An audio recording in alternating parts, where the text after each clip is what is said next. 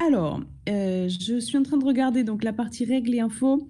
Vous deviez lire jusqu'à la page 28 de l'Axiomatique et regarder un reportage qui s'appelle L'esprit des plantes sur Arte. Alors, est-ce que vous avez tous fait ça? Donc, bon, j'ai pas trop de moyens de vérifier, mais j'espère que ça vous a plu. Et on va en reparler au fur et à mesure pendant ce cours, par rapport au reportage. Alors, vous êtes là, oui, vous êtes assez nombreux, c'est super. Donc, on va reprendre. J'avais posé quelques questions la dernière fois, c'était très rapide. On était toujours donc dans l'introduction du cours sur le vivant, l'avant-dernière notion qui nous reste. Alors, on avait parlé de faculté d'assimilation pour les êtres vivants. Ça vient du latin ad similare, qui veut dire rendre similaire. Donc, ça désigne la nutrition. Vous voyez bien qu'en introduction, on peut en effet commencer par ça. Il faut distinguer les systèmes vivants des choses physiques, justement par rapport à ces facultés d'assimilation. Vous avez aussi des facultés d'autorégulation. Pensez par exemple à la cicatrisation, c'est un bon exemple. Alors, je vous répète les mêmes choses. N'hésitez pas à écrire sur la partie règles et infos dès que vous avez une idée pour qu'on puisse partager. Évidemment, des capacités de croissance et on avait aussi parlé de la reproduction. On s'était quitté sur cet exemple de la reproduction. Je vous avais donné un terme un peu technique, enfin, la reproduction par parthénogenèse, qui désigne en fait le clonage. Donc on peut rajouter une information qui consiste à dire que les êtres vivants sont des êtres organisés dont la structure est adaptée à la fonction. Pensez par exemple aux fourmis qui ont des grosses mandibules et qui sont là pour protéger la fourmilière. Donc là, on va parler justement d'être organisé. Donc, pour dire cette adaptation fonctionnelle, vous avez un biologiste qui s'appelle Jacques Monod. Enfin, c'est pas n'importe qui, c'est un prix Nobel. Je vous l'écris ici. Jacques Monod, prix Nobel de physiologie et de médecine. Il parlait en fait de téléonomie.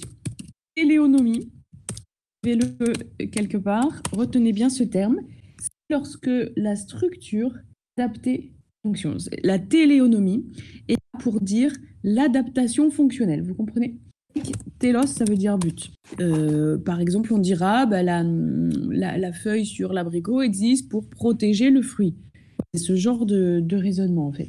Donc, on va parler du vivant, c'est aussi, en philosophie, se questionner sur le but, évidemment. Est-ce qu'on peut parler de téléonomie à chaque fois? Autre chose qui est très importante à souligner, c'est que les êtres vivants s'autoconstruisent. Et pour parler de ça, on parlera de morphogenèse autonome. Alors là aussi, c'est du grec. Morphogenèse autonome.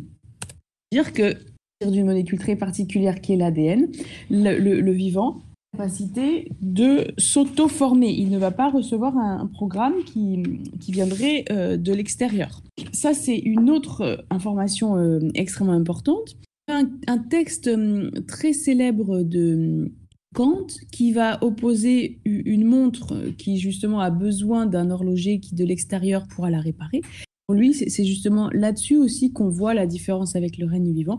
C'est cette capacité à s'auto-réparer, à s'auto-former en permanence. On pourrait dire finalement, et ça devient une phrase assez spirituelle, le vivant se confond avec sa source. Enfin, il est à lui-même sa propre source. Donc, en termes scientifiques, c'est la morphogenèse autonome. Voilà. Et puis, on a d'autres caractéristiques, toujours dans cette introduction. Pour Monod, il va parler d'invariance reproductive. Et qu'on donne naissance à des êtres qui sont moins identiques. Bien sûr, il y a une grande variation, il y a des variations dans le phénotype, mais globalement, évidemment, vous allez donner naissance à des êtres qui appartiennent à la même espèce. Parler aussi, et on y reviendra, on parlera d'un rapport extrêmement dense avec le milieu dans lequel les êtres vivants vont tirer les éléments de leur survie. Donc un être vivant, c'est un être qui intervient sur son environnement, c'est un être qui peut être modifié par son environnement. Voilà. Vous savez bien que l'introduction, c'est aussi le lieu où on peut poser des problèmes. Donc, le grand problème auquel on peut être confronté, c'est la question de savoir si la biologie, c'est-à-dire cette étude rationnelle du vivant, qu'elle représente un modèle réductible à l'ordre physico-chimique, qu'on a pensé au début, enfin plutôt dans la seconde moitié du XXe siècle, sort de la biologie moléculaire. C'était ça le grand pari de la biologie moléculaire, c'était de ramener les phénomènes biologiques à des phénomènes physico-chimiques. Et ça a eu des répercussions, des conséquences très, très positives dans le cadre des découvertes. Est-ce qu'il y a une spécificité du vivant? L'autre question qu'on pourra poser, ça se rattache au modèle mécanique du vivant. Le vivant peut être assimilé à la machine avec des rouages vraiment précis.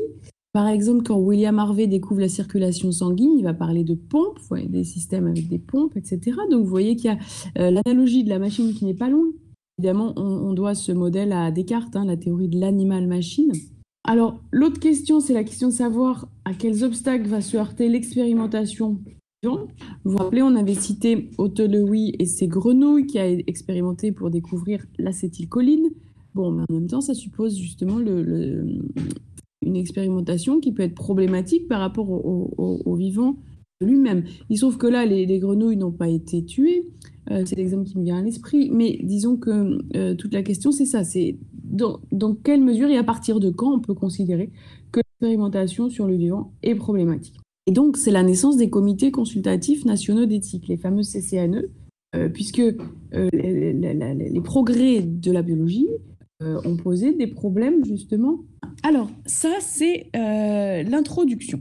Alors, en complément de cette introduction, il c'est vrai que je voulais vous préciser une chose, c'est qu'il va être, je ne vais pas vous dire qu'il va être long, ce cours sur le vivant, c'est pas ça, mais j'ai beaucoup de documents, en fait. Je vais vous les donner au fur et à mesure. Donc là, je vais demander à Alexandre s'il veut bien mettre donc sur partie polycopier du cours. Ça correspond à 2 pages de complément. Un petit peu reprendre ici. Donc, complément pour cette introduction. Ça va pour tout le monde? Oui. Définition, en fait, c'est toujours important. Pareil, les définitions trouvent particulièrement leur place dans l'introduction. Vous avez le mot vie qui vient du latin vita, c'est-à-dire la spontanéité autonome. Et puis, vous avez aussi le mot bios en grec et biologie, si on l'attache à logos, qui veut dire science. Et donc, comme on le disait tout à l'heure, l'étude rationnelle de la vie. Je crois que notre plume d'aujourd'hui, c'est Benoît, j'étais en train d'y penser. Donc ça, vous allez avoir les documents, donc il n'y a pas besoin de noter quoi que ce soit, mais ce sera pour après, à la fin de ces définitions.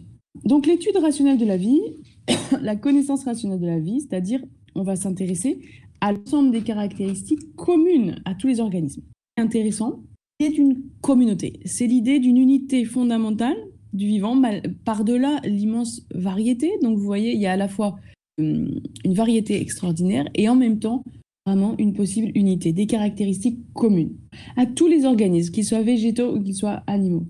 Et vous avez vu la dernière fois, parmi ces caractéristiques communes, on peut dire que le végétal peut avoir des caractéristiques qui sont d'habitude rattachées à l'animal.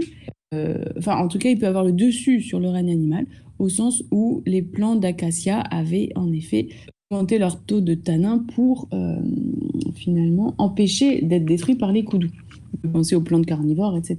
Des caractéristiques communes, on les a données tout à l'heure, hein, croissance, reproduction, assimilation. Donc tout ça oppose le vivant à la matière inerte, évidemment. Hein.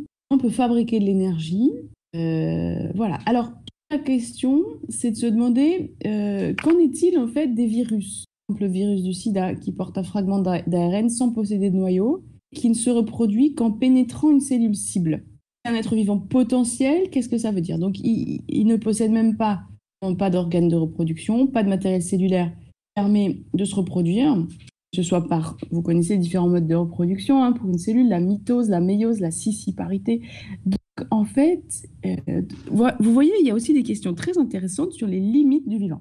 Mais bien, on se pose des questions justement par rapport au statut des virus. Alors, je vous avais rapidement parlé d'Aristote la dernière fois. Est-ce que vous allez retrouver dans ce document? Et ça a été mis dans la partie polycopiée du cours. Non. Alors, je ne sais pas si Alexandre est là. Ça serait bien que vous puissiez l'avoir sous les yeux. Sinon, ce n'est pas très grave. Moi, je viens sur question cours. Pardon. Il a été mis, c'est génial. Il a été mis dans question cours, justement. Voilà. Alors, je vais donc ouvrir les pages en question. Donc, vous rappelez Aristote, en toutes les parties de la nature, il y a des merveilles. Ce n'est pas le hasard, mais la finalité qui règne dans les œuvres de la nature et à un haut degré. Aristote est en faveur d'une téléologie. Ensuite, je vous ai mis une petite note sur la théorie de l'animal-machine de Descartes. C'est-à-dire, donc c'est très célèbre, c'est la lettre au marquis de Newcastle, qui est comparée à l'horloge. Ensuite, vous avez Spinoza, la nature n'a aucune fin à elle prescrite. Et final ne sont rien que des fictions des hommes. Spinoza va s'opposer à Aristote, c'est ça qu'il faut garder à l'esprit. Aristote, donc téléologie. Chez Spinoza, ça n'est pas le cas. Hein. Alors, je vous ai parlé tout à l'heure de Kant, avec cette opposition à l'horloge. Ça, c'est très célèbre. Donc, retenez bien cette idée, cette critique de la faculté de juger. Évidemment, Kant va nous dire, voilà, dans une montre, un rouage ne peut en produire un autre, pour critiquer l'analogie avec la machine. Encore moins une montre d'autres montres. La machine possède uniquement une force motrice, mais l'organisé possède en soi une force formatrice. Donc c'est la grande distinction dans vos notes, si vous pouvez imprimer le document, il s'agit de distinguer les deux. Motrice, force, formatrice. D'accord ? On fait une synthèse en fait des 2 pages que je vous ai données. Voilà, c'est extrêmement important. Ça permet de critiquer Descartes. Alors ensuite, Bichat, Xavier Bichat, produit, j'en suis déjà à la 2e page, je vous ai dit qu'on faisait quelque chose de synthétique, et l'ensemble des fonctions qui résistent à la mort. Répondu d'ailleurs, la vie est l'ensemble des fonctions capables d'utiliser la mort. Résiste à la mort avec une considération importante à donner, c'est que pour un biologiste moderne, la mort, elle fait partie, présente dans l'œuf, et elle n'est pas un phénomène extrinsèque, elle n'est pas une faucheuse qui viendra de l'extérieur vous ôter la vie, elle appartient au programme génétique lui-même, elle est au cœur de. Je vous ai expliqué que l'atelier qu'on va faire à la fin du cours, c'est autour d'un livre qui s'appelle La sculpture du vivant de Jean-Claude Amezen. Et le sculpteur ici, la sculptrice, si on peut dire, c'est la mort.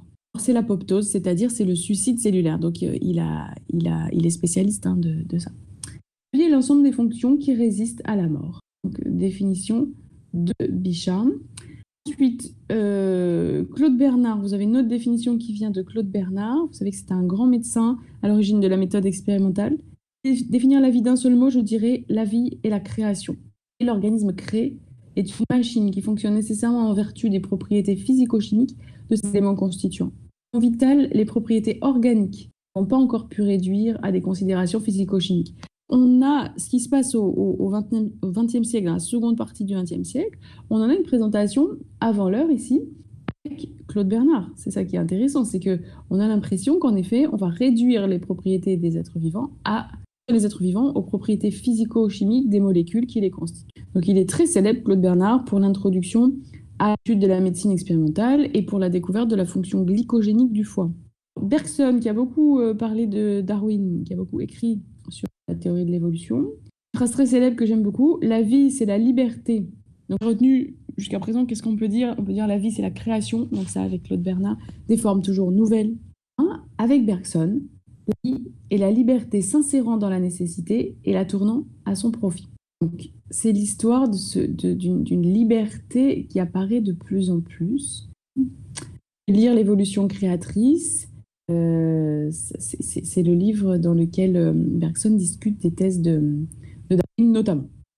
Alors, Canguilhem, je peux vous en parler rapidement, c'est un personnage fantastique qui était à la fois un être humain incroyable, qui était à la fois médecin et philosophe, et qui a beaucoup écrit sur la médecine. Il a beaucoup écrit sur la santé et la maladie. L'un de ses ouvrages le plus célèbre s'appelle Le normal et le pathologique. Il interroge sur la maladie en disant que c'est une sorte de norme biologique. Donc il va se demander ce que signifie être normal à partir de là. Originalité de la vie chez Canguilhem. Vous avez donc François Jacob, donc, qui était le collègue de Jacques Monod. Alors, première des attitudes peut-être qualifiée d'intégriste ou d'évolutionniste. L'écologie ne peut se réduire à la physique et à la chimie. Autre pôle se manifeste l'attitude opposée qu'on peut appeler thomiste ou réductionniste. Il n'est pas question de nier les phénomènes d'intégration et d'émergence. Donc ça, c'est dans la logique du vivant. Je vous conseille aussi cet ouvrage. Il est bon, je pense, d'accompagner les cours de référence. Donc, logique du vivant, un très bon ouvrage. Donc, si vous voulez, en fait, on oppose la fonction, l'intérêt seulement au sein d'un tout, donc ça, une attitude intégriste au sens de l'intégration, hein, et un organisme qui peut être expliqué seulement par les propriétés des parties. Et là, c'est une attitude thomiste au sens, ce qu'on va séparer, hein. Atome, c'est la même étymologie qu'atome, qui veut dire insécable. Thomiste veut dire ce qu'on sépare. Hein. Donc, 2 attitudes ici. Est-ce qu'on intègre ou est-ce qu'on sépare ? Intégriste, hein, il ne faut pas le comprendre comme on comprend aujourd'hui avec l'intégrisme. Donc, comment étudier le vivant ? Est-ce qu'on va séparer chaque organe ou est-ce qu'on va les intégrer dans un tout ? Peut-être qu'on va faire les deux. Donc ça veut dire quoi? On ne va pas nier les phénomènes d'intégration et d'émergence, mais c'est justement une manière de dire que quand bien même on serait thomiste, c'est-à-dire quand bien même on aurait décidé d'étudier les organes isolément, on doit bien les intégrer à tout. Ce qu'écrit Jacob aussi, reconnaître la finalité des systèmes vivants, c'est dire qu'on ne peut plus faire de biologie, se référer constamment au projet des organismes. Pour ça, ça va être un petit peu critiqué, cette idée de projet. Ah, alors Jacques Monod, l'objectivité nous oblige à reconnaître le caractère téléonomique des êtres vivants, reconnaître que dans leur structure et performance, ils réalisent et poursuivent un projet. Vous voyez, ils n'étaient pas forcément d'accord sur tout. En tout cas, ce qu'il faut retenir de cette discussion entre François Jacob et Jacques Monod, c'est ce questionnement sur le projet des vivants. Est-ce qu'être un être vivant, c'est d'emblée avoir, par l'intermédiaire d'une structure, projet? C'est la fameuse téléonomie. Hein? Là, il faut aller plus dans le détail et lire la logique du vivant, ce à quoi je vous invite. D'accord? Ernest Kahn, on finit là-dessus. La vie n'existe pas. Ça veut dire quoi? Ça veut dire qu'on voit simplement des êtres vivants, de la matière vivante, des phénomènes vivants, mais jamais la vie elle-même. Alors, je vous laisse avec ces compléments d'introduction, d'accord? Maintenant, on va démarrer le grand 1 autour de la question, on parlait de Canguilhem tout à l'heure, donc le grand 1, il est autour de la question de la santé de la maladie. Également, ça nous permettra de définir la vie plus en profondeur. Enfin, on vient de dire la vie n'existe pas, mais définir le vivant, si vous préférez. Alors, grand 1, donc la santé, vie, santé et maladie. Et maladie, j'écris ici, grand 1. Donc, une fois vous vous rappelez, on avait vu chez Aristote une volonté de classifier le vivant, plans végétaux qui ont seulement une âme végétative, des animaux qui ont des émotions qui ont donc une âme bidimensionnelle, et puis l'homme, à qui on va rajouter la possibilité de représenter le monde. Donc vous voyez déjà, on l'a dit tout à l'heure, une certaine organisation. Que signifie la médecine pour Canguilhem, par exemple? Prendre en compte là, évidemment, une organisation identique ou similaire pour chaque espèce, prendre en compte l'individualité de chacun. Et qu'aucun vivant, être vivant, ne soit réductible à un autre. C'est pour ça que l'un des sujets qu'on peut vous poser pour le bac, et si vous le souhaitez, qui a été posé à l'examen, c'était la question de savoir si le vivant pouvait être entièrement, étant donné aussi que les progrès en biologie nous ont fait nous rendre compte que tout le possible n'était pas souhaitable. Benoît, je sais ce que vous allez me demander. Est-ce que vous prenez des notes à partir de là? La réponse est oui. C'est oui. Justement, ça démarre là. Vous faites bien de... Enfin, peut-être c'est une autre question, mais... Alors, du coup, vous m'entendez pas? Éteindre et rallumer. Sensibilité du micro. On va dans utilisateur, voix et vidéo. Ok, je l'ai baissé. Ça va mieux là? Pour l'instant, oui? D'accord. J'ai baissé la sensibilité du micro. Vous me dites, hein, c'est important qu'il y ait une bonne qualité, sinon c'est pas drôle. D'accord. Ça va pour tout le monde là, le son? Si c'est pas bon, c'est nul. Hein. Pour l'instant, oui? Dites-moi. Hein. Bon. Au moindre bug, je retente quelque chose. Aucun vivant n'est réductible à un autre, c'est Canguilhem. Voilà. Bon. Donc, je vous l'ai dit, il a écrit le normal et le pathologique. Et ce que va nous dire Canguilhem, je me rappelle avoir pris beaucoup de plaisir à cette lecture quand j'avais découvert l'ouvrage, c'est que la pathologie donne beaucoup d'informations sur le fonctionnement normal du corps. C'est-à-dire, c'est paradoxal, mais c'est à partir de la pathologie qu'on va pouvoir en apprendre beaucoup sur la physiologie. Donc ça, je vous laisse le noter, hein, il faut prendre le temps d'intégrer cette information.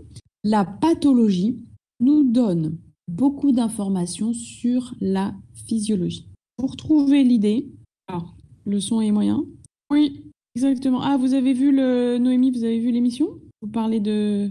Donc la pathologie, pardon, nous donne beaucoup d'informations sur la physiologie. Le son est bon pour l'enregistrement, c'est une très bonne nouvelle.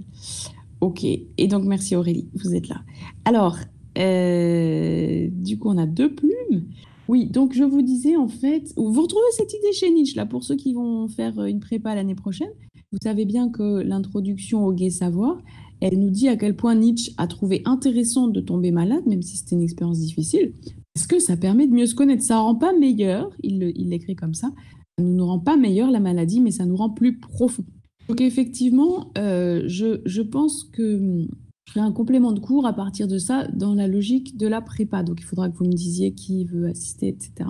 Voilà. Donc vous voyez bien que ici, on retrouve Canguilhem et Nietzsche vont déployer des théories assez similaires, en tout cas par rapport à cette idée que la pathologie renseigne sur le fonctionnement normal du corps. Donc, c'était un médecin génial, Canguilhem. Pourquoi? Parce qu'il faisait quelque chose, je trouve, qu'on a beaucoup oublié aujourd'hui.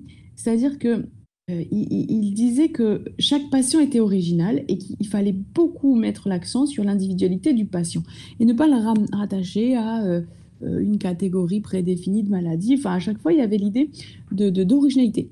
Et d'ailleurs, je faisais une remarque récemment qui a fait rire la personne à qui je le disais, mais en gros, ma remarque, c'était pas, j'avais pas pour but de faire ni une blague tout court, ni une blague de philosophe, mais juste c'était une remarque que je me faisais parce que je me disais, c'était quelqu'un qui me parlait d'une maladie très rare et j'avais répondu que finalement, beaucoup de gens nous parlaient de maladies très rares. Bon, donc finalement, ça devient paradoxal parce que c'est plus rare si tout le monde a des maladies rares. Et en fait, l'idée, si tout le monde a des maladies rares, ça veut juste dire que à chaque fois, il y a une originalité à reconnaître, en fait. Donc, voilà. Et alors, du coup, y a ce que nous dit en fait Canguilhem, c'est qu'il y a un fort besoin d'expérience.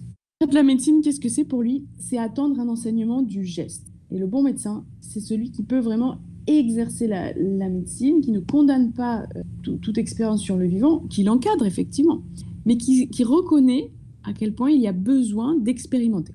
Et alors, j'adore cette phrase, il le dit comme ça. Qu'est-ce que ça veut dire expérimenter? Ça veut dire attendre un enseignement du geste. Donc ça, je vous laisse le noter aussi, c'est la deuxième phrase pépite de ce cours sur le vivant.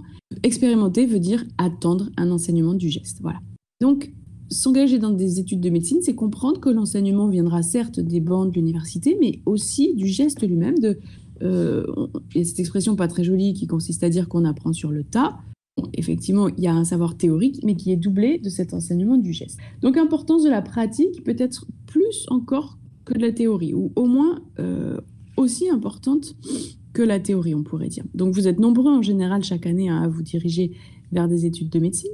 Donc, vous pourrez retenir cette expression, l'enseignement du geste. Alors, ça veut dire quoi, réglementer l'expérimentation? Bon, il va être extrêmement basique ici. Canguilhem, il va nous dire une expérience nocive, évidemment, elle est interdite. L'expérience neutre est permise et seulement l'expérience bienfaisante va être recommandée. Le problème, c'est qu'on manque de recul parfois et on découvre que quelque chose est nocif bien plus tard. En même temps, ce que va nous répondre Canguilhem, c'est qu'il faut bien observer la réaction de chaque individu pour répondre à cette question. D'accord? Et un autre problème qui se pose par rapport à la question de la nocivité, c'est qu'on sait bien que ce qui peut soigner peut aussi tuer. C'est le concept grec du pharmakon. Vous connaissez peut-être la phrase de Hölderlin, là où croit le danger, croit aussi ce qui sauve. On peut la renverser en fait en disant là où croit ce qui sauve, croit dans le sens de la croissance. Là où croit ce qui sauve, croit aussi le danger. Donc, le médicament peut toujours avoir des effets secondaires, on peut toujours avoir des réactions, par exemple, de type allergique. Donc, vous voyez bien que même avec une attention la plus bienveillante possible, une expérience la plus bienfaisante possible, on ne maîtrise pas l'ensemble des réactions. Ah, merci Aurélie, c'est Hölderlin, un poète allemand. D'accord? Là où croit... Alors, c'est la troisième phrase pépite, vous faites bien d'attirer votre attention là-dessus. C'est une très belle phrase qui, là où croit le danger, croit aussi ce qui sauve. Donc, poète allemand Hölderlin. Donc, quand le danger augmente, ce qui sauve augmente également. Et là, on l'inverse en disant, là où croit ce qui sauve, croit aussi le danger. C'est très vrai aussi, ça marche dans les deux sens. On peut dire, si on utilise des termes mathématiques, on peut dire que la réciproque est vraie. Donc, là où croit ce qui sauve, croit aussi le danger. Là où un médicament a un fort potentiel, il existe toujours une zone d'ombre. Si vous allez dans des pays très éloignés de nous en termes de culture et en termes aussi de distance spatiale, si vous allez par exemple en Amazonie, ils parleront en ces termes des plantes, les chamans. Vous savez qu'ils ont une pharmacopée très importante et un savoir extrêmement important qui est justement cet enseignement du geste à l'état pur. Et en fait, ils racontent que chaque plante Ça, alors, c'est un langage très symbolique et imagé. Chaque plante a une part de lumière et une part d'ombre. Le bien et le mal existent aussi dans la nature. Voilà comment vous parleront les chamans. Ça correspond d'ailleurs à ce qu'écrit Shakespeare dans Roméo et Juliette. Et puis, ils vous disent aussi que parfois, une plante peut avoir une part de lumière très, très forte, mais très... comment dire? Si c'était, comment dire, vous savez, ces diagrammes sous forme de camembert, bon, bah, ça serait qu'une mince portion et tout le reste serait représenté par de l'ombre. Bon, il vous en parle comme ça. Donc, c'est un tout autre langage, mais peut-être pour dire la même chose. Donc, ce qui peut soigner peut aussi tuer. C'est pour ça qu'il faut faire très attention à la manière dont une plante est administrée. Et Shakespeare va le reprendre en disant, par exemple, si vous avalez une substance, elle peut être nocive. Si vous la respirez, elle peut vous faire le plus grand bien. Voilà. Alors, donc, Guilhem, en fait, ce qu'il faut bien comprendre de ce grand médecin, c'est qu'il va, d'une certaine manière, reprocher au médecin français de trop tirer des justifications, des écrits et de négliger l'importance de l'expérience. D'où le chamanisme dont je vous parlais. Le chaman, c'est celui qui guérit, c'est le guérisseur, en fait. Hein. Et donc, du coup, la médecine, c'est pas seulement une affaire de calcul, c'est pas seulement une affaire de théorie, il faut réfléchir. Il faut à chaque fois prendre en contexte le vécu de chaque patient, ajuster la pratique à chacun. Voilà ce qui fait un bon médecin.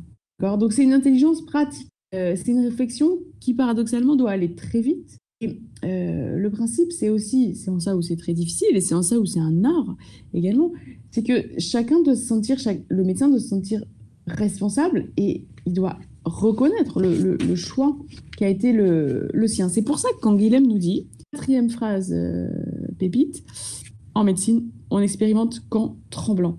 C'est-à-dire, ça rejoint un peu l'idée de Sartre, notre responsabilité illimitée, alors même qu'on ne maîtrise pas les conséquences. Donc, le jeune médecin ne tremble pas parce qu'il ne sait pas encore que la théorie qu'il a apprise ne peut pas toujours être bien adaptée. On expérimente qu'en tremblant, voilà, exactement. Alors, je vais vous lire. Tout ça, c'est repris, évidemment, ces phrases pépites, elles apparaissent dans un texte. Donc, je vais vous envoyer un autre document. Je vais demander à Alexandre. Je vous ai dit, hein, j'aurai plein de documents là. Parce que tout simplement, je me dis que vous êtes, enfin, je vous l'ai dit tout à l'heure, vous êtes nombreux à faire des études de médecine, donc c'est important aussi que vous ayez pas mal d'informations. Alors, le document, c'est celui-là. Donc, c'est un texte justement de Canguilhem. J'attends qu'il soit sur la partie, je ne sais pas trop où Alexandre les met. Peut-être le plus simple, c'est la partie de le mettre à la fois sur la partie question cours et sur la partie polycopier du cours. J'attends qu'il arrive, on reprend tout de suite.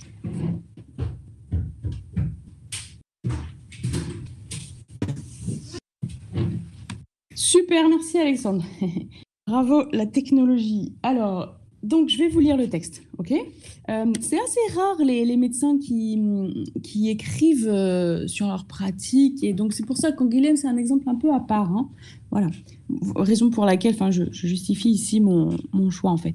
Vous êtes hyper nombreux, ça fait plaisir. Attendez, 1, 2, 3, 4, 5, 6, 7, 8, 9, 10, 11, 12, 13, 14, 15, 16, 17, 18, 19, 20, 21, 22, 23, 24. Bon, quasiment une classe complète. Je fais pas l'appel, enfin c'est ma manière de faire l'appel, comme ça je vois. Vous êtes là.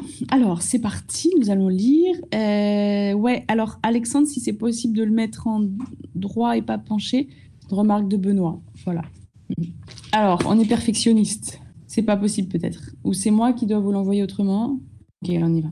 Donc, on ne peut sans contradiction à la fois soutenir que le médecin doit prendre en compte la singularité absolue de son malade, jeter l'anathème contre toute expérimentation. Vous savez ce que ça veut dire, jeter l'anathème, ça veut dire condamner.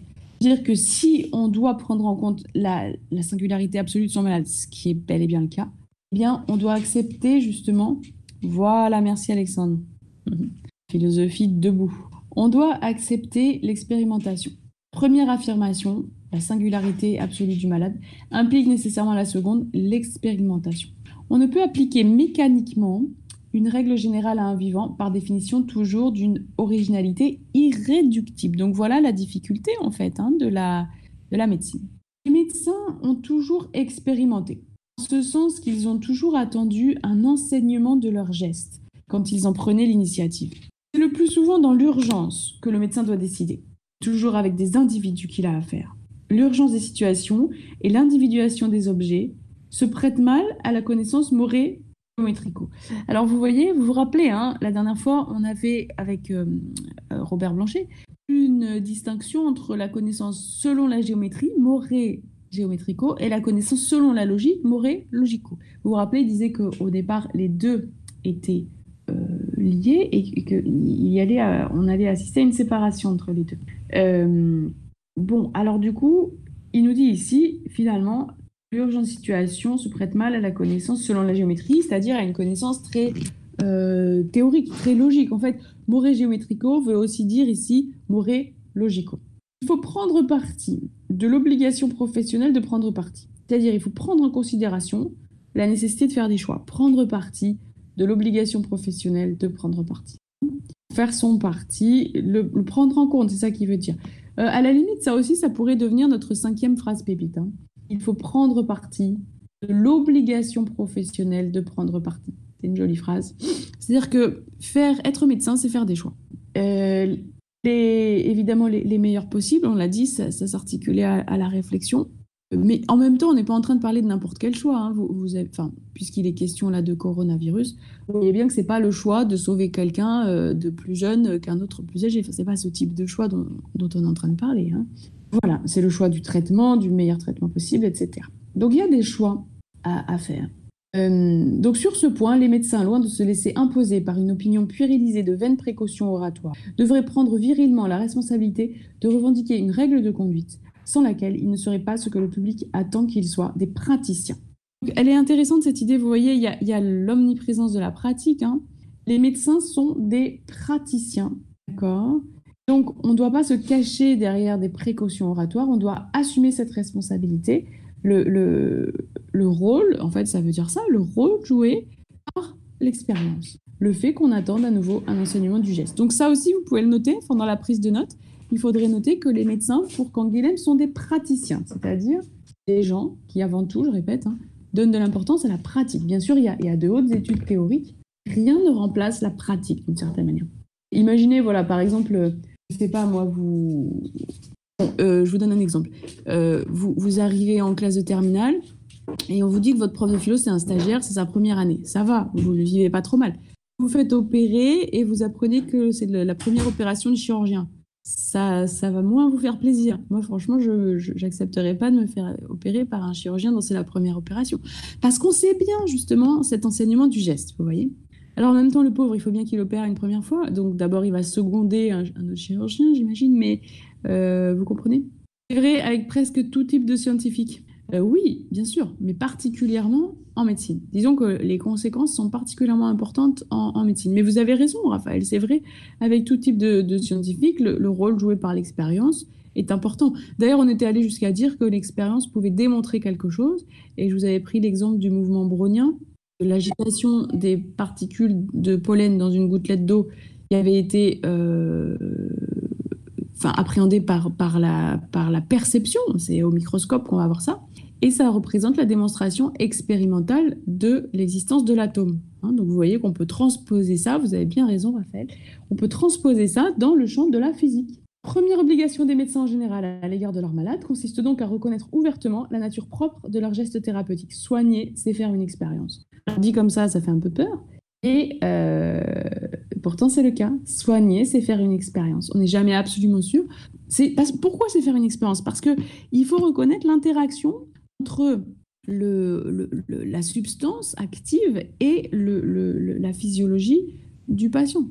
En ce sens, il y a plein d'inconnus. Soigner, c'est faire une expérience. À nouveau, ça peut devenir une autre phrase pépite. Les médecins français ont coutume d'aller chercher dans les écrits de Claude Bernard, donc vous vous rappelez, l'introduction à l'étude de la médecine expérimentale, l'autorité de quelques aphorismes de méthodologie générale. Des aphorismes, c'est-à-dire des phrases assez courtes mais clés. Lucie, vous nous dites, ça dépend de tous les cas, tous les patients sont différents. Voilà, c'est exactement, en disant ça, vous montrez que vous avez bien compris le propos de Canguilhem, c'est-à-dire, son idée, c'est de dire, les médecins français notamment ne reconnaissent pas suffisamment ça, leur pratique. Donc, tous les patients sont différents. Et donc, qu'est-ce que ça veut dire? Ça a une conséquence directe, c'est qu'on doit beaucoup écouter le patient. C'est son premier médecin, d'une certaine manière. Il est le premier médecin. Alors, Raphaël, vous avez une démonstration expérimentale du fait que la Terre tourne, le pendule de Foucault. Et c'est un autre bon exemple. Bah, c'est un rapport au sens où c'est un autre exemple, en effet. Merci. Alors, donc, qu'ils en retirent aussi la permission d'affirmer que tous les jours, le médecin fait des expériences thérapeutiques sur ses malades et tous les jours, le chirurgien pratique des vivisections sur ses opérés. Que parmi les expériences, on peut tenter sur l'homme, celles qui ne peuvent que nuire sont défendues, celles qui sont innocentes sont permises et celles qui peuvent faire du bien sont recommandées. Mais en même temps, comme on l'a dit tout à l'heure, on n'avance pas de façon extraordinaire avec une phrase comme ça. Mais comme Claude Bernard, ni d'ailleurs qui que ce soit d'autre, ne peut dire à l'avance où passe la limite entre le nocif, l'innocent et le bienfaisant, cette limite peut varier d'un malade à l'autre. Donc vous voyez, il le dit ici finalement que ça ne voulait pas dire grand-chose. Que tout médecin se dise et fasse savoir qu'en médecine, on expérimente, c'est-à-dire on ne soigne qu'en tremblant. On ne sait pas la limite entre le nocif et le bienfaisant. Et ça, on l'a dit tout à l'heure, c'est le concept grec du pharmakon. Qui veut dire à la fois poison et médicament. Et la langue américaine, drug, va exactement dans ce sens. Le mot drug, il veut dire à la fois une drogue et un médicament. Et puis, bon, bah, je ne sais pas si vous êtes au courant, mais pendant longtemps, les pharmacies ont distribué de l'héroïne. C'était un sirop pour la toux.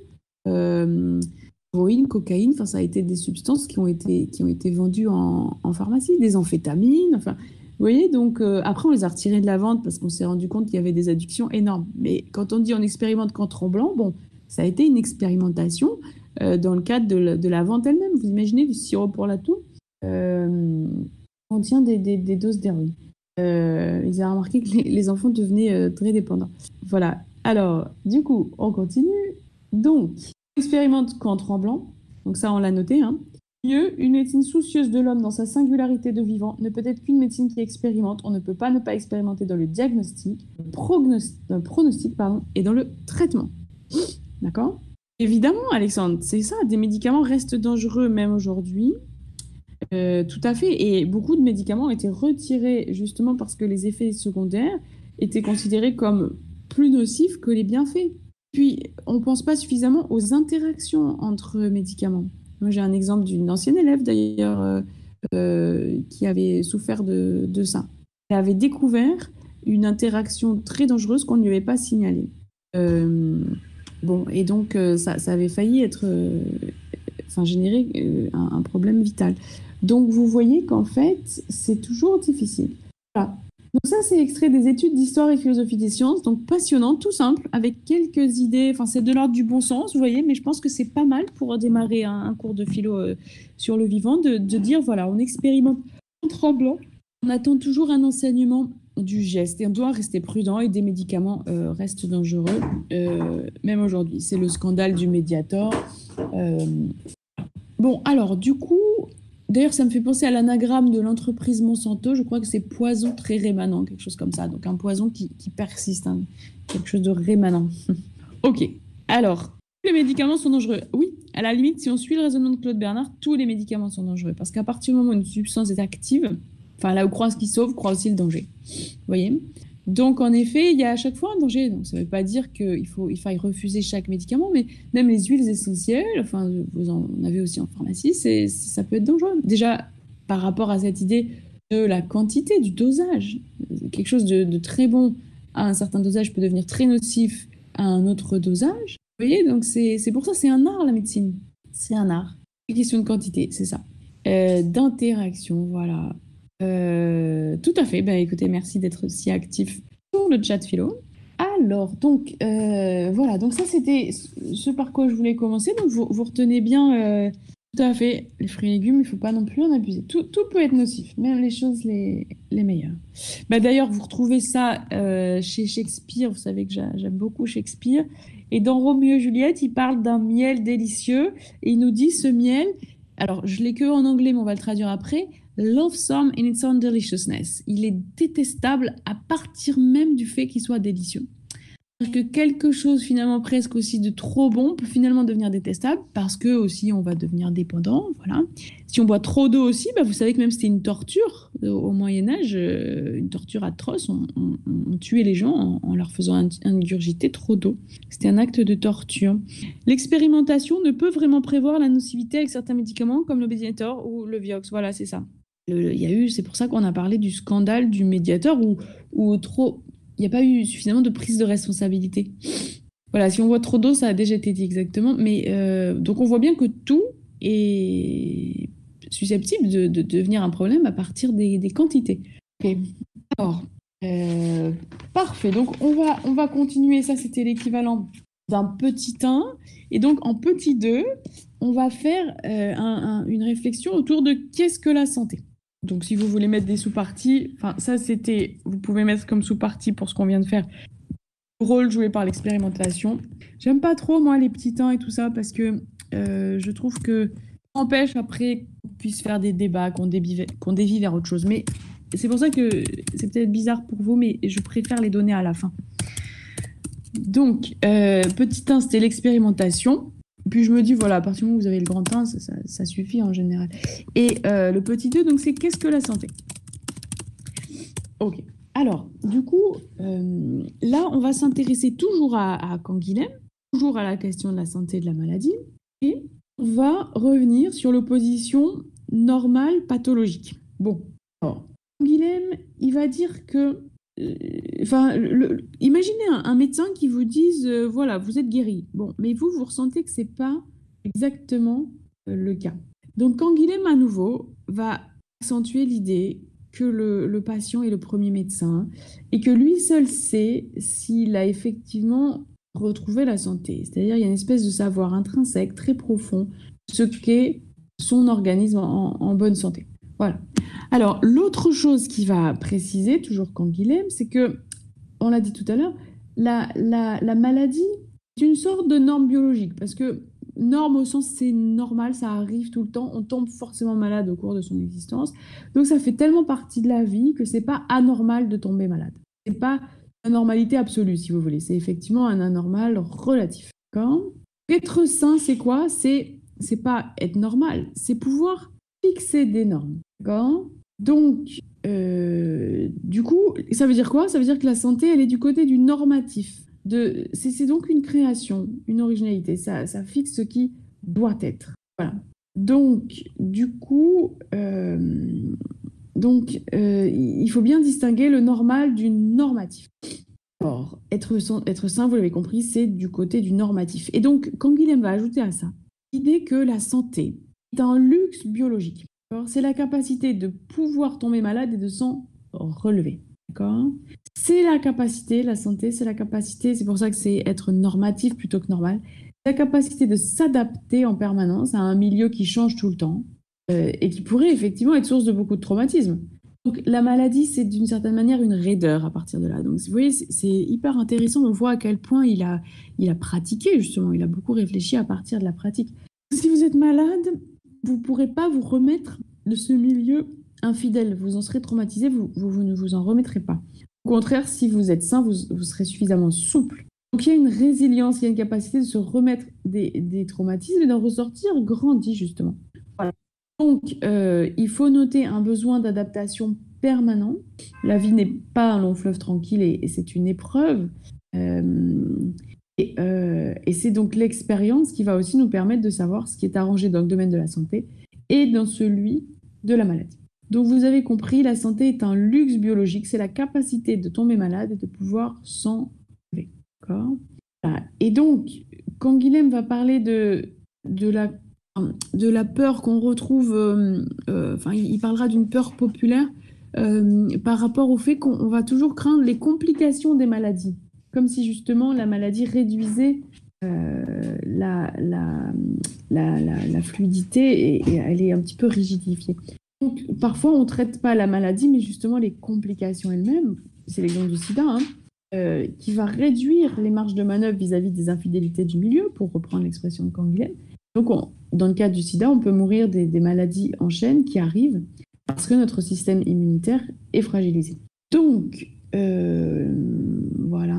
Alors, tout le monde a noté, donc être malade, c'est pouvoir, en bonne santé, excusez-moi, c'est pouvoir tomber malade et s'en remettre. Luxe biologique, donc on voit bien à quel point il faut parler comme Nietzsche de la grande santé, c'est-à-dire de la santé qui a fait l'expérience de la maladie et qui ne peut pas se passer de l'expérience de la maladie. D'accord. Donc finalement, l'expérience de la convalescence va être extrêmement intéressante. On se relève de la maladie. Voilà. Donc la santé, c'est cette force, c'est ce luxe biologique, et chaque maladie réduit le pouvoir d'affronter les autres. C'est vrai que la santé, c'est une sorte d'assurance biologique. Voilà. Euh, on craint les complications parce qu'on n'est pas tous égaux face à la santé, n'est-ce pas?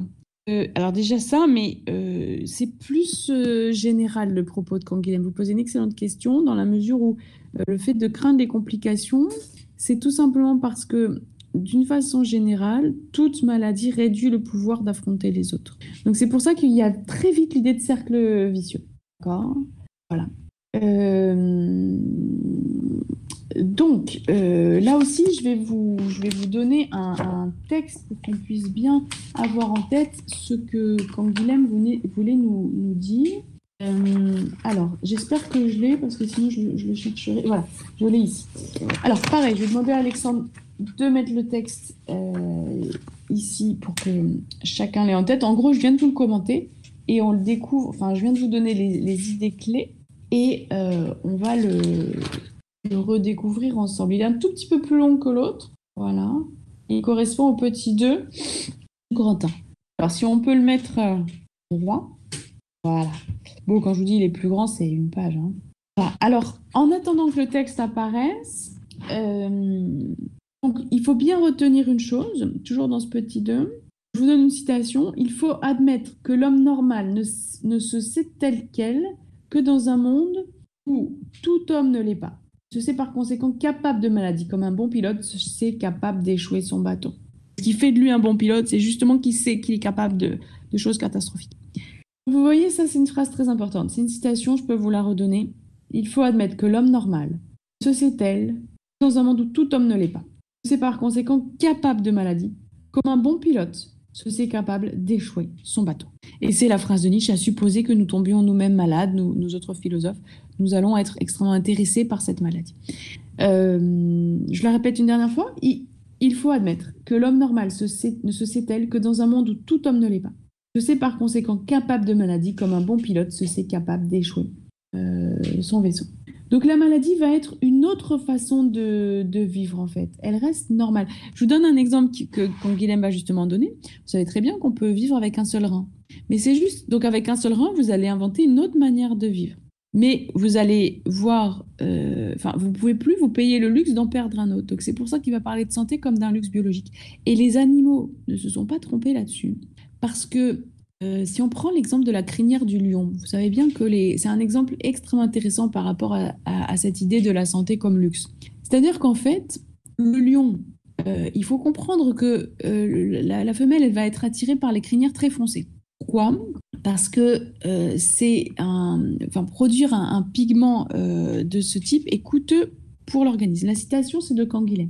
Et en fait, lorsque le lion tombe malade, sa crinière va devenir plus claire. Donc tout se passe comme si la crinière très pourvue et très foncée du mâle dominant ici représentait ce luxe biologique, c'est-à-dire cette capacité d'investir sans compter, en gros, dans quelque chose qui ne sert pas à grand-chose, qui n'a pas d'utilité biologique, parce que effectivement, le fait d'avoir une crinière très foncée, ça vous rend pas... le lion n'a pas besoin d'être protégé vis-à-vis d'autres espèces qui pourraient le tuer, mais... vous voyez qu'en gros, il n'y a aucun rôle ici, ça ne joue pas de rôle, si ce n'est la possibilité de montrer que vous pouvez investir sans compter dans quelque chose. Donc, ce fameux luxe biologique. Il y a un autre exemple de ça, c'est les pattes très orangées de certains canards. Et c'est pareil, on s'est rendu compte, les scientifiques se sont rendus compte que les femelles étaient très attirées par les canards avec les pattes les plus orangées. Donc, on peut se dire, voilà, il y a la naissance de l'art ici, il y a des considérations esthétiques et on sait bien que les animaux choisissent leur partenaire pour l'accouplement. Il y a un choix. Mais on pourrait aussi se dire, c'est peut-être un choix tout à fait inconscient, sachant que les caroténoïdes qui sont responsables de cette coloration orangée vont être utilisés soit dans des mécanismes impliquant l'immunité, soit justement dans cette coloration des pattes. Et l'idée, c'est de dire, ce que les scientifiques racontent, c'est que si l'animal il a été capable d'investir ses pigments dans la coloration des pattes, ça veut dire que son immunité de base fonctionne suffisamment bien qu'il n'en ait pas besoin, si vous voulez. Et c'est pour ça, en fait, que ça va être déterminant pour le choix du partenaire. Ça renseigne beaucoup, en fait, sur l'état de santé d'un organisme. Pour un animal, santé, ça veut dire symétrie, ça veut dire Enfin, il y a cette idée-là, hein. Alors, du coup, j'étais en train de vous dire donc que la santé, la maladie, pardon, c'est une autre façon de vivre. Euh, et donc, on a une modification très forte de la notion de santé à partir de là. D'accord? Voilà, bon, donc en gros, l'idée de base du texte, là, avant d'aller à fond dans le texte, c'est de montrer que le retour à la santé, comme on le disait tout à l'heure, c'est une notion qui est propre aux malades. Ça n'appartient pas à un système déterminé par des considérations scientifiques pures. Et la santé, c'est la définition que je donnais tout à l'heure, qui est essentielle ici. La santé, c'est le sentiment des marges de manœuvre que possède le corps vis-à-vis des atteintes provenant du milieu. Alors, c'est bon, ça bug plus, le son, tout va bien? Ok, donc on va lire ce deuxième texte en parallèle. Alors, dans le normal et le pathologique, Canguilhem remet en question les notions de normal et de pathologique qui déterminent celles de santé et de maladie. Il montre d'abord que la frontière entre ces deux notions est très imprécise et varie en particulier avec les individus. Il aborde ici la question de la définition de la notion de santé. On reconnaît que la maladie reste une sorte de norme biologique. On l'a dit tout à l'heure, ça veut dire chacun tombe malade au moins une fois au cours de son existence, il y a une norme. Cela entraîne que l'état pathologique ne peut être dit anormal absolument. Normal dans la relation à une situation déterminée. Donc c'est un anormal relatif. Réciproquement, être sain et être normal ne sont pas tout à fait équivalents, que le pathologique est une sorte de normal. Être sain, c'est non seulement être normal dans une situation donnée, mais aussi être normatif. Vous vous rappelez, hein, ça c'est l'élément clé, je le disais tout à l'heure. Être normatif dans cette situation et dans d'autres situations éventuelles. Ce qui caractérise la santé, c'est la possibilité de dépasser la norme que définit le normal momentané, la possibilité de tolérer des infractions à la norme habituelle et d'instituer des normes nouvelles dans des situations nouvelles. On reste normal dans un milieu et un système d'exigences données avec un seul rein. On ne peut plus se payer le luxe de perdre un rein, on doit le ménager et se ménager. D'accord? Donc c'est ce qu'on disait, il y a une réduction des marges de manœuvre vis-à-vis des infidélités du milieu. La santé, c'est une marge de tolérance des infidélités du milieu. Parce que le vivant qualifié vit parmi un monde d'objets qualifiés, il vit parmi un monde d'accidents possibles. Rien n'est par hasard, mais tout arrive sous forme d'événements. Voilà en quoi le milieu est infidèle. L'infidélité, c'est proprement son devenir, son histoire. La vie n'est donc pas pour le vivant une déduction monotone, un mouvement rectiligne. Elle ignore la rigidité géométrique, elle est débat ou explication, avec un milieu où il y a des fuites, des trous, des dérobades et des résistances inattendues. Répétons-le encore une fois, nous ne faisons pas profession, assez bien portée aujourd'hui, d'un déterminisme. Nous soutenons que la vie d'un vivant, fût-ce une amibe, ne reconnaît les catégories de santé et de maladie que sur le plan de l'expérience, qui est d'abord épreuve au sens affectif du terme et non sur le plan de la science. La science explique l'expérience, mais elle ne l'annule pas pour autant. La santé, c'est un ensemble de sécurité et d'assurance, sécurité dans le présent et assurance pour l'avenir. Il y a une assurance psychologique qui n'est pas présomption, c'est-à-dire qui n'est pas prétention. Il y a une assurance biologique qui n'est pas excès et qui est santé. La santé est un volant régulateur des possibilités de réaction. La vie est habituellement en deçà de ses possibilités. Elle se montre au besoin supérieur à sa capacité escomptée. C'est un peu la phrase de Nietzsche et ce que je vous disais tout à l'heure de la crinière du lion. Nietzsche, il résumait ça en disant c'est l'excès de force qui prouve la force. C'est-à-dire, c'est une manière de dire l'excès n'est pas un excès. Et c'est une manière de dire aussi que la santé est un luxe biologique. Donc cela est patent, ça veut dire cela est très visible dans les réactions du type inflammatoire. La lutte contre l'infection est victorieuse dans l'instant. Il n'y aurait pas d'inflammation. Si les défenses organiques étaient immédiatement forcées, il n'y aurait pas non plus inflammation. S'il y a inflammation, c'est parce que la défense anti-infectieuse est à la fois surprise et mobilisée. Être en bonne santé, c'est pouvoir tomber malade et s'en relever. C'est un luxe biologique. Donc vous voyez, ça c'est hyper intéressant. Cet exemple de l'inflammation est passionnant, je trouve. Parce que du coup, quand il nous dit, voilà, la vie est habituellement en deçà de ses possibilités, mais se montre au besoin supérieur à sa capacité escomptée. C'est-à-dire supérieur à sa capacité escomptée parce qu'on peut se payer le luxe de tomber malade et de s'en relever. Ça, c'est supérieur à la capacité escomptée parce on va loin dans la maladie. Un peu comme Nietzsche qui nous dit, voilà, le philosophe, il va loin dans la maladie parce qu'il sait qu'il va pouvoir en retirer beaucoup de choses de l'ordre de la compréhension de lui-même. Donc, je pense que ça, c'est important à retenir, c'est que l'inflammation, ça montre que à la fois l'organisme est surpris, mais mobilisé. S'il était d'emblée victorieux, eh bien, il n'y aurait pas d'inflammation, et s'il était aussi pas capable de se défendre, il n'y aurait pas non plus d'inflammation. Donc, il y a une manière de dire aussi que l'inflammation, c'est un entre-deux. C'est à la fois tomber malade et s'en relever. C'est la grande santé dont Nietzsche va justement nous parler, qui ne peut pas se passer de la maladie. Inversement, le propre de la maladie, c'est d'être une réduction de la marge de tolérance des infidélités du milieu. fond, l'anxiété populaire devant les complications des maladies ne traduit que cette expérience. On soigne davantage la maladie dans laquelle une maladie donnée risque de nous précipiter que la maladie elle-même. Il y a plutôt une précipitation de maladie qu'une complication de la maladie. On le voit aussi d'ailleurs avec le coronavirus, qui est une pathologie respiratoire, mais qui peut affecter d'autres organes. Donc il y a une espèce de précipitation de la maladie. Donc, chaque maladie réduit le pouvoir d'affronter les autres, use l'assurance biologique initiale, sans laquelle il n'y aurait même pas de vie. La rougeole, ce n'est rien, mais c'est la bronchopneumonie qu'on redoute, c'est-à-dire les conséquences d'une rougeole maltraitée. L'organisme sain cherche moins à se maintenir dans son état, son milieu présent, qu'à réaliser sa nature. Elle est intéressante aussi, cette phrase. C'est le fameux conatus de Spinoza, l'effort pour persévérer dans son être. L'idée que chaque organisme a pour but de déployer la plus profonde individualité. C'est la fameuse phrase aussi vraiment très belle qui consiste à dire « deviens ce que tu es ». Elle est très profonde, cette phrase. Deviens ce que tu es, elle est hyper simple, mais elle est très profonde. Donc finalement, je pense que c'est une phrase qui parle de santé. Celui qui est devenu ce qu'il est en parfaite santé. Donc quand Socrate nous dit, offrant un coq à Asclépios le sauveur, il m'a délivré de la vie qui était une longue maladie, on peut se dire que là, ça témoigne peut-être de l'impossibilité de devenir ce qu'on est. Je pense que Socrate, c'était plutôt l'exemple de quelqu'un de réalisé, hein. Mais il est mort comme ça, c'est terrible d'ailleurs, hein.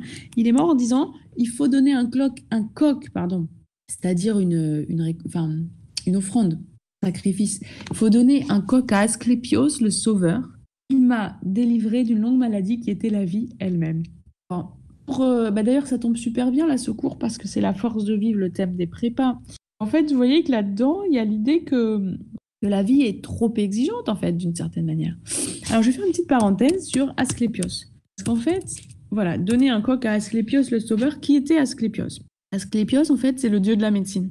Donc, il faut donner un coq à Asclépios, le dieu de la médecine, puisque seule la mort pourrait vraiment soigner, en fait. Que seule la mort pourrait vraiment nous permettre de devenir celui que l'on est, si on suit le raisonnement qu'on a mis en œuvre. Asclépios, il a eu des descendants, et Hippocrate, vous savez très bien que les médecins, ils font le serment d'Hippocrate. Hippocrate, c'est censé être l'un des descendants d'Asclépios. Donc les descendants d'Asclépios, on les appelait des Asclépiades. C'est vraiment de la culture générale autour de la médecine, hein. Et ces Asclépiades, ce qu'il y a d'intéressant, c'est qu'ils étaient en fait des prêtres médecins. C'est-à-dire qu'ils vous soignaient, par exemple, vous arriviez vers eux, vous alliez les voir, et vous expliquiez votre maladie, et ils allaient vous faire porter des vêtements blancs, ils allaient vous faire prendre des bains, ils allaient réciter des prières, des incantations. Donc vous voyez que il fallait, pour eux, la maladie, c'était toujours lié à un démon. Donc c'est très religieux comme approche, enfin religieux en tout cas spirituel, et il fallait chasser le démon maladie. Il fallait trouver tous les moyens de chasser ce démon maladie. Et donc, une fois que c'était fait, vous retrouviez la santé. Ça pouvait durer plus ou moins longtemps, les bains pouvaient durer plus ou moins longtemps, les cérémonies, etc., les rituels.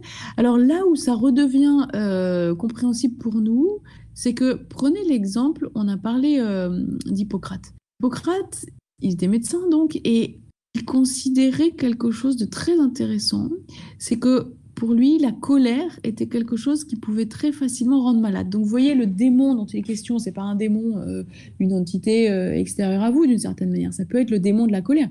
Et dès qu'on le comprend comme ça redevient compréhensible dans nos cultures. Vous voyez, chasser le démon maladie, c'est aussi comprendre, comme l'a fait Hippocrate, qui était l'un des descendants d'Asclépios, donc comprendre que la colère peut être source de maladie.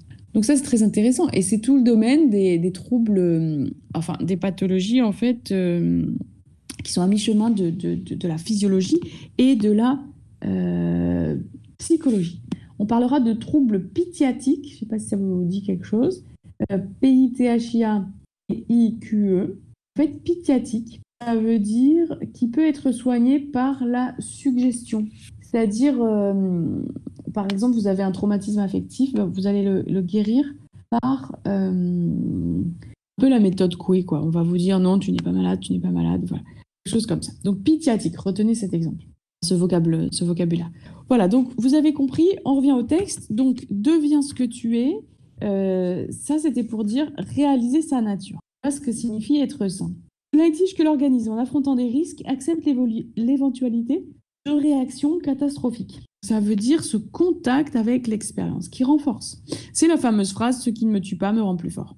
D'accord ? C'est Nietzsche qui écrit ça. « Ce qui ne me tue pas me rend plus fort ». L'organisme sain cherche moins à se maintenir dans son état et à son milieu présent qu'à réaliser sa nature. Cela exige que l'organisme, en affrontant des risques, accepte l'éventualité de réactions catastrophiques. L'homme sain ne se dérobe pas devant les problèmes que lui posent les bouleversements parfois subis de ses habitudes, même physiologiquement parlant. C'est-à-dire, par exemple, la perspective de vivre avec un seul rein. Il mesure sa santé à sa capacité de surmonter les crises organiques pour instaurer un nouvel ordre. Elle est géniale, cette phrase. Donc, je vous propose de la noter, la dernière phrase. Comment mesurer la santé ? La capacité de surmonter les crises organiques pour instaurer un nouvel ordre. Et pas l'absence de crise organique. Ça n'aurait aucun sens. Donc, c'est très, très proche de ce que Nietzsche a écrit. C'est pour ça que c'est complètement au programme de ceux qui font des prépas l'année prochaine. Donc, je répète, il faut absolument l'avoir noté, ça. Comment on mesure sa santé ? À la capacité de surmonter les crises organiques pour instaurer un nouvel ordre. Donc, la santé ne peut pas, CQFD, ne peut pas faire l'économie de la maladie. D'accord ? Vivre, c'est forcément affronter des épreuves, donc se confronter à la possibilité de tomber malade. Alors, on va donc passer, je ne sais pas s'il y a des questions. Je vous laisse un tout petit moment pour vos questions. On va passer au petit 3. Je vous laisse 30 secondes. Alors, pas de questions. Donc, on démarre directement le grand 3, du coup, qui consiste à définir la vie. D'accord ? Donc, ça, c'est le titre du... j'ai dit grand 3, non, petit 3. Définir la vie. Oui, je suis en train de me questionner aussi pour l'horaire de demain. Donc, on s'est mis d'accord sur 16h, 17h30. Toujours bon. Je vais noter ça dans mon agenda. Enfin, c'était déjà fait, je crois. Donc, 16h... Non, on a dit 16h30, 18h. Voilà. C'était le compromis qu'on avait trouvé. OK. Donc, super. Alors, petit 3, définir la vie. Donc, vous avez une belle définition de Philip Roth, qui est un auteur américain qui est mort il n'y a pas très longtemps, qui a laissé une œuvre considérable et qui disait « Être vivant, c'est être fait de mémoire ». Elle est chouette, cette phrase. Vous pouvez la noter. Être vivant, c'est être fait de mémoire. C'est une manière de dire que rien échappe à cette idée de la mémoire. Être vivant, c'est être fait de mémoire. Bon, alors, qu'est-ce que le vivant ? Alors, c'est aussi une manière de récapituler ce qu'on a dit jusqu'à présent. Donc, pour Claude Bernard, c'est la création. D'accord ? Et du coup, vivre consiste à créer. Donc, il y a des forces vitales, cette question de la reproduction, que Claude Bernard reprendra. Alors, on va reprendre dans cette question pour définir la vie. Mon objectif, c'est de reprendre la distinction entre vitalisme et mécanisme. Ce sont deux théories qu'on a trouvées au cours d'histoire qui ont permis de définir le vivant, deux modèles, si vous voulez, qui se sont en fait opposés. Je vais commencer par une présentation basique et puis on ira plus loin dans le détail après. Vous avez compris que le modèle mécanique du vivant, la description de la vie comme mécanisme, c'est une manière de réduire le vivant à une machine. Le vitalisme, au contraire, c'est pour ça que j'en parle juste après vous avoir parlé de Claude Bernard, c'est parce qu'il y a cette idée de force vitale. Alors, le plus grand défenseur du modèle mécanique du vivant, c'est Descartes. Donc le corps est réductible à une machine, toutes nos fonctions peuvent être expliquées à partir de ces rouages, d'accord ? Et le corps est construit par le divin, donc c'est une machine divine, mais qui dépend de la position des organes, de l'organisation interne. Alors, là, vous pouvez lire le Traité de l'homme de Descartes. Donc c'est là-dedans que vous retomberez sur l'idée d'animal-machine. Vous avez un auteur qui s'appelle Lamétrie, M-E-2-T-R-I-E, qui lui a parlé de l'homme-machine, donc il disait que l'homme n'échappait pas à ça, d'accord ?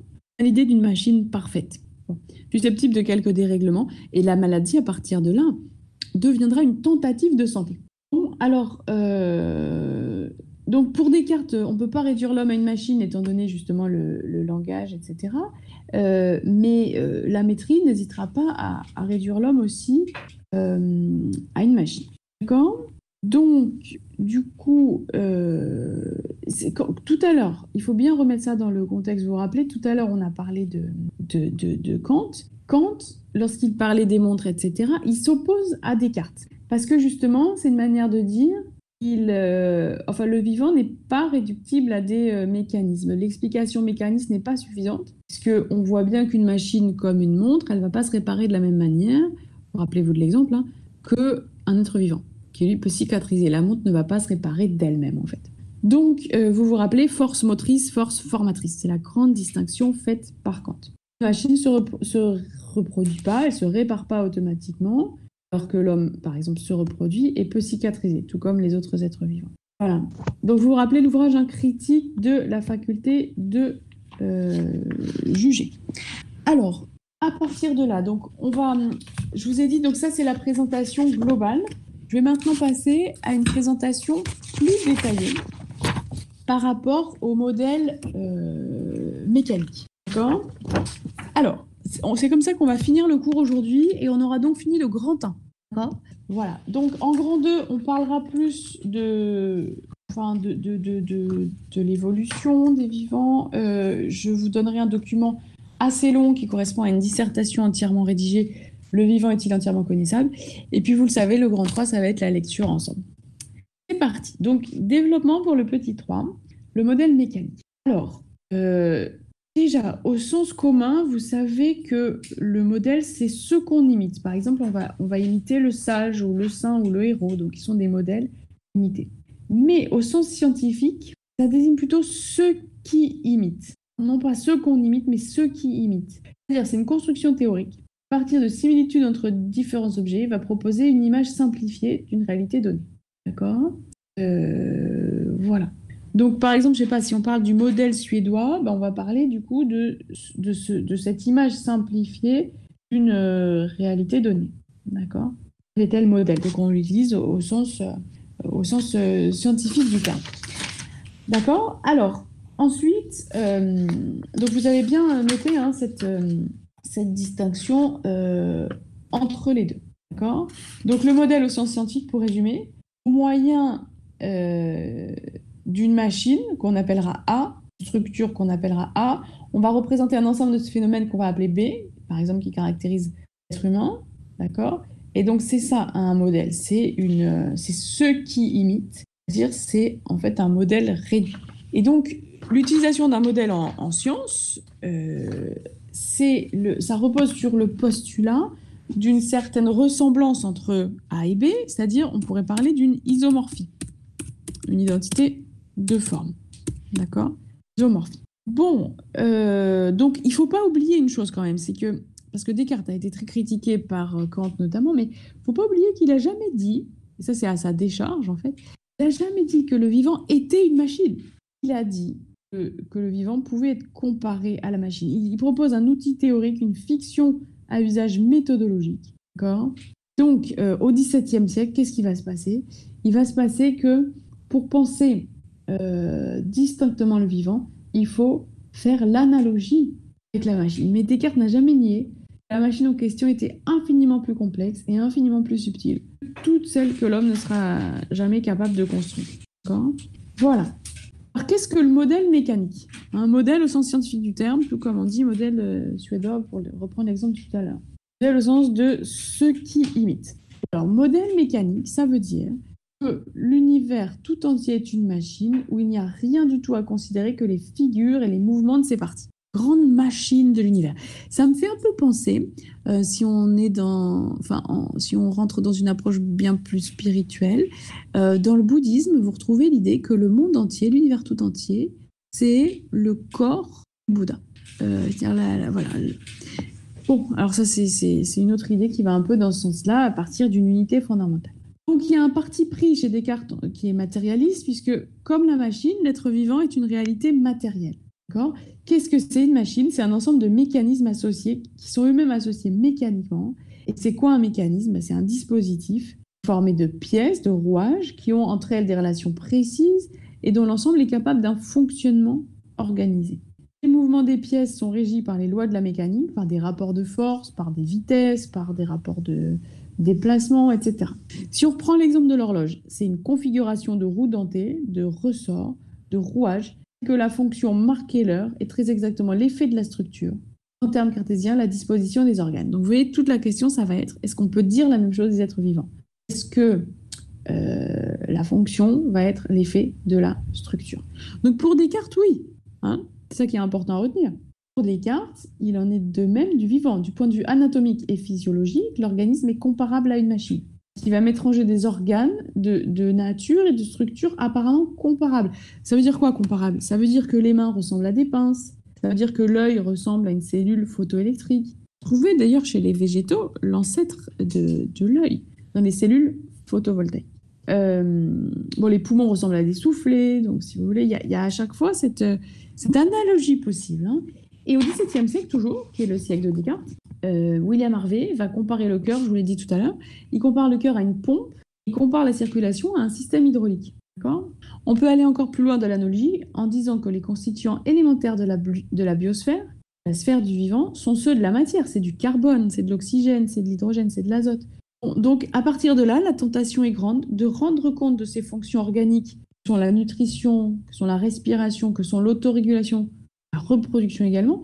On va en rendre compte comme on le fait avec les machines. On va en rendre compte par la disposition des organes, par l'action des éléments matériels les uns sur les autres.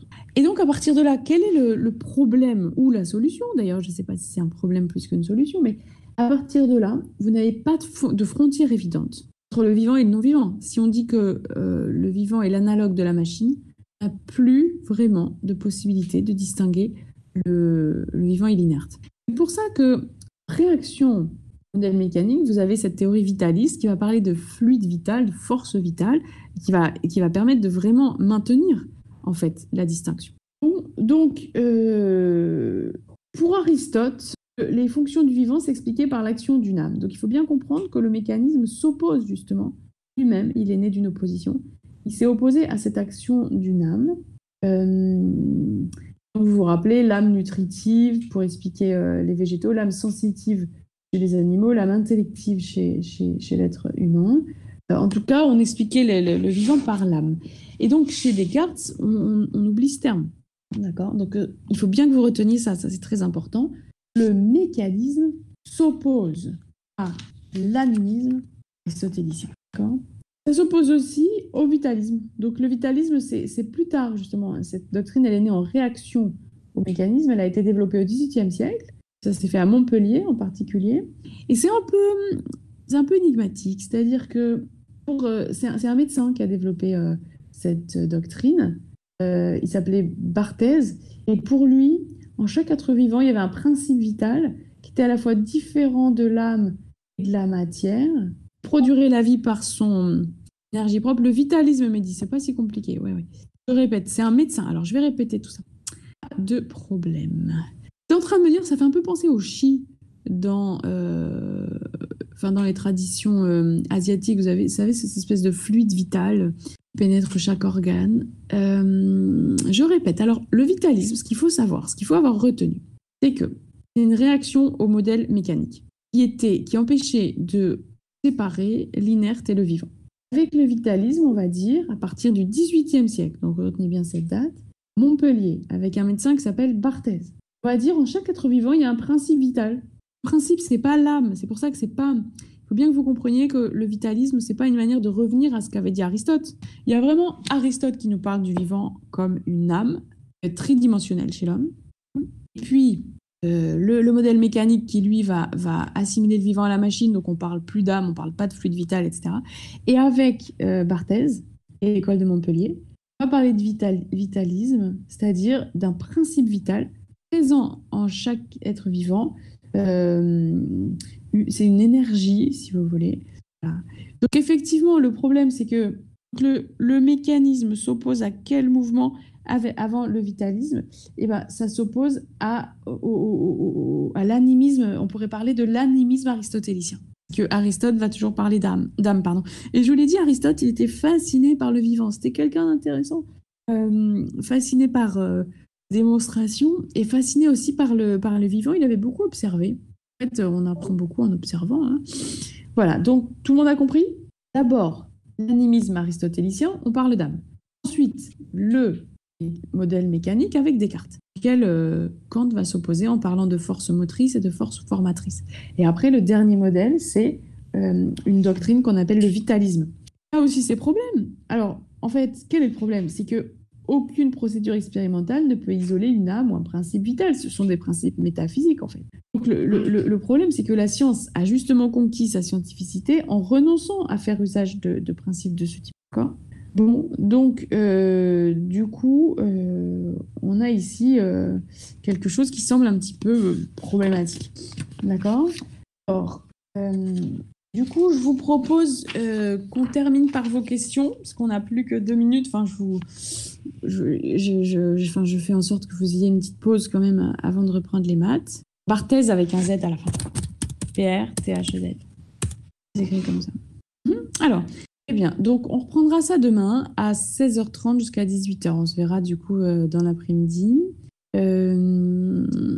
Alors, est-ce que vous avez des questions? Parce que tout va bien. On a quasiment fini le grand 1, il ne nous reste pas grand-chose.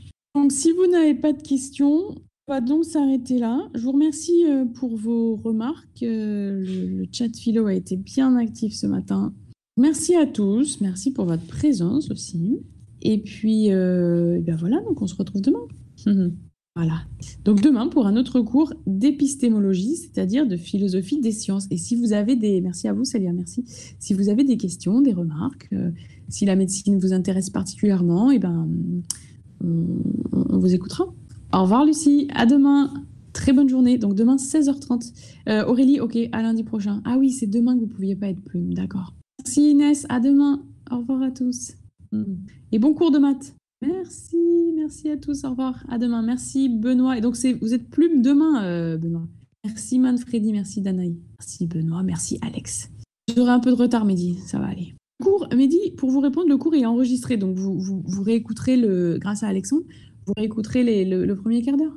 À demain, au revoir.